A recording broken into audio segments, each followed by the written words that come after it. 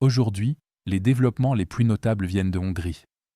Ici, Viktor Orban a poussé son conflit avec l'Ukraine au point où un différend énergétique est désormais présenté comme un possible déclencheur d'une confrontation militaire totale.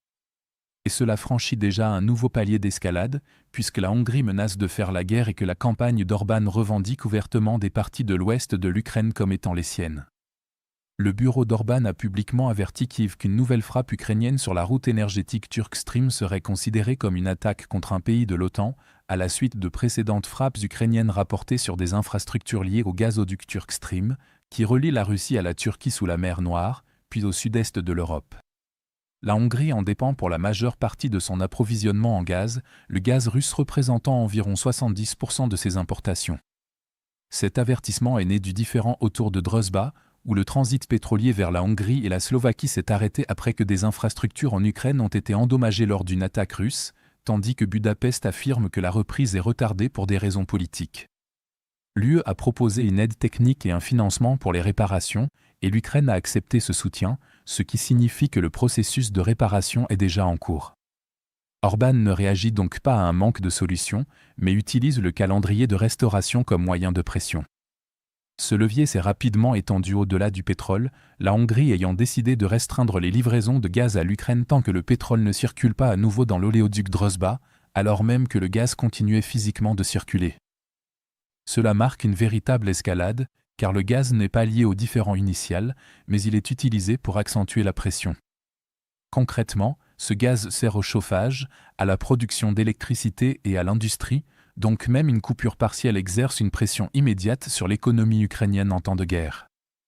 La pression a ensuite été délibérément étendue au secteur financier comme prochaine étape.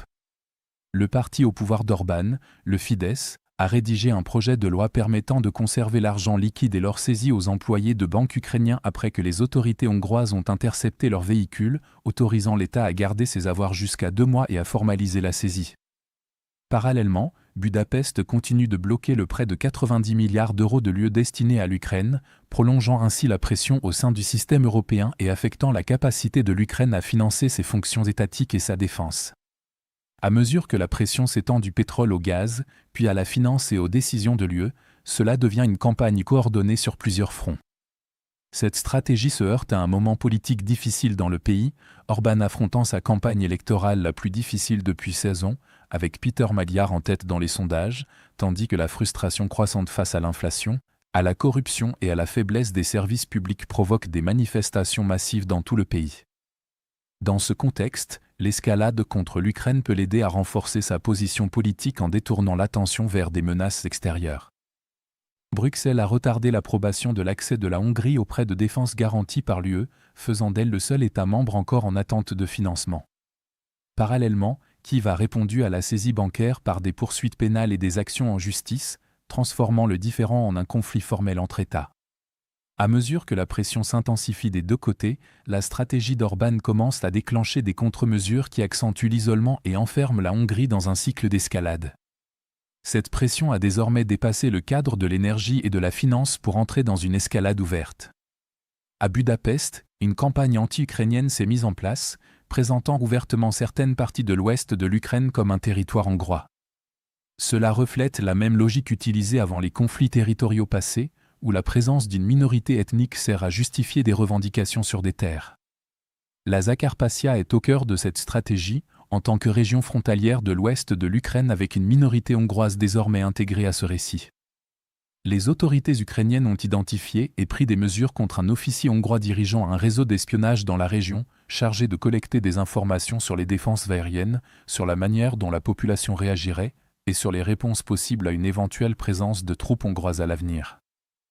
Cela introduit une dimension sécuritaire directe, puisque l'activité de renseignement se superpose désormais aux revendications territoriales. À mesure que la pression économique, les messages territoriaux et les activités de renseignement convergent dans la même région, la situation commence à ressembler aux prémices d'une confrontation territoriale potentielle. Globalement, il est probable que cela se transforme en une longue campagne de pression où la Hongrie continuera d'utiliser l'énergie, l'argent et les décisions de l'UE pour limiter l'Ukraine sans déclencher de guerre. Dans les mois à venir, l'UE cherche de plus en plus à contourner la Hongrie, réduisant ainsi son influence dans la prise de décision européenne, tout en choisissant d'attendre la fin des élections pour ne pas interférer dans la politique intérieure. Parallèlement, la montée des tensions autour de la Zakarpassia pourrait se transformer en menace sécuritaire directe si elle commence à influencer la situation sur le terrain. Si cela se poursuit, les relations entre la Hongrie et l'Ukraine pourraient évoluer vers une confrontation durable et instable tant qu'Orbán restera au pouvoir.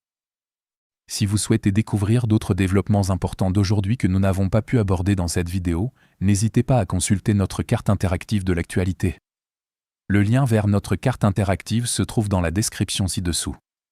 Merci d'avoir regardé cette mise à jour, et un merci tout particulier à tous ceux qui suivent déjà notre carte interactive.